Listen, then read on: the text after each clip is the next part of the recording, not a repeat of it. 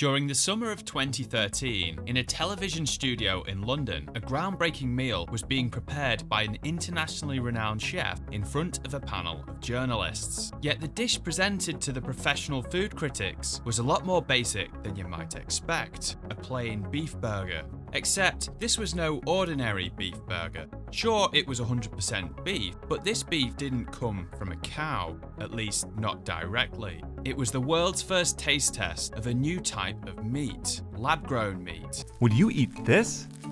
It's meat, but I guarantee you it's like no meat you've ever seen before. That's because this stuff was grown from cells in a lab. You've seen a chicken nugget before. Crispy on the outside, juicy in the middle, like every chicken nugget should be. But this is no ordinary chicken nugget.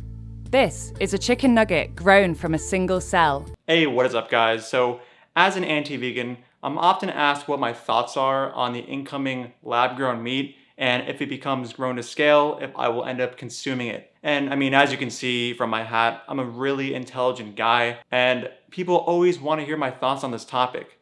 And I've had to think long and hard about it. And in short, the answer is absolutely not. And here is why.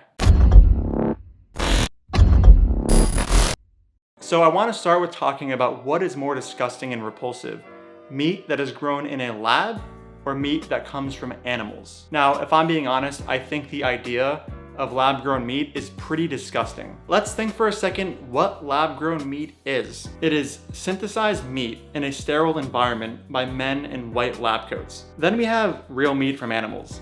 Unlike the sterile environment that lab-grown meat is grown in, real meat is grown from animals who live in their own shit. So we have two options here: meat that has been synthesized in a sterile environment, or meat that has been developed in shit. An environment that is sterile and an environment that is comprised of shit. I think it's pretty obvious which option of meat we should be choosing here. Moving on from what is more repulsive between lab-grown meat and animal meat, let's now talk about the health aspect of both. So there is a chance that lab-grown meat's nutritional profile may be able to be manipulated, and if this is the case, the saturated fat and cholesterol could potentially be lowered during the production of lab-grown meat. What this means is that lab-grown meat may not increase your risk of heart disease in the same way that real meat does. This really isn't a good thing because heart disease is really good for you. Having a heart attack is fun, and because I like to have fun, I think for fun and health reasons, I'm gonna be sticking to the real meat. Consuming meat is just a whole experience for me, and that includes the clogged arteries, the heart attacks, the heart disease. It's just so amazing. I enjoy having my vascular system disrupted by an increased amount of saturated fat and cholesterol, which leads to my very enjoyable, and meat is manly, erectile dysfunction. Sticking to real meat just makes sense. Moving on from physical health, let's now talk about the psychological health of animal-based meat. The numbers for PTSD within slaughterhouse workers is staggering. Who would have thought that a job whose requirement is to commit murder every day would generate PTSD in certain people? In a world where lab-grown meat dominates the market, there will be no more slaughterhouse workers with PTSD. And PTSD is actually really good for psychological health and something I think everybody needs to try. So when it comes to the psychological health of slaughterhouse workers, we ought to choose the meat option which further reinforces and generates PTSD within these workers. There just isn't enough PTSD derived from performing a biopsy on a cow in an effort to synthesize their meat. We need to choose the option which generates PTSD to the fullest. We need PTSD in the general public. Let's now move on to the ethical differences between lab-grown meat and animal-based meat. Lab-grown meat requires a biopsy of an animal, which can then be used to synthesize meat in a lab. Now, we don't know if an infinite cell line will be developed, but assuming this is the case, we may not have to repeatedly extract DNA from an animal to synthesize meat. When it comes to real meat, we know that you for sure have to repeatedly, forcibly, artificially inseminate innocent beings against their will, exploit them, and eventually murder them in order to get meat. The one special and very moral ingredient in real meat is suffering and fear. So ethically speaking, what is worse? Having to get a biopsy from an animal, or forcing an animal to be confined to living in their own shit, only to be eventually hung upside down and murdered, and sometimes even gassed to death? To make this easier, let's think about this from your perspective. Would you rather be given the opportunity to, have a biopsy done, or have the opportunity to be gassed to death? Have a biopsy or be gassed to death? I think we know we should be choosing the option gassed to death. Pretty obvious stuff, guys. Let's also think of this on a global scale. Each year, billions of land animals are murdered for their flesh, and trillions of sea animals are murdered for their flesh. Now, compare billions and trillions of animals being murdered each year to some animals getting a biopsy. I mean, again, we may not even have to get biopsies for long if there is an infinite cell line. Real meat is the way to go.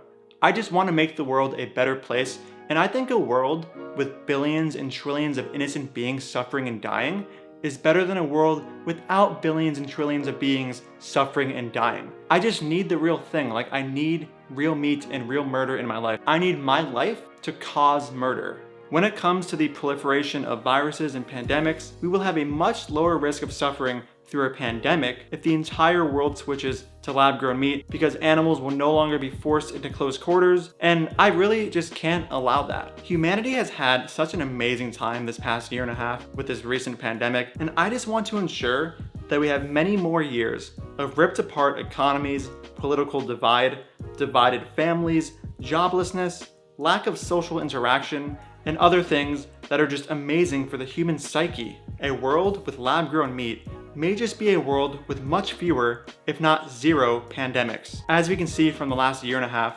pandemics are a good thing, and we ought to strive for them. This pandemic has made us closer as a species and just a lot stronger and with much less chaos.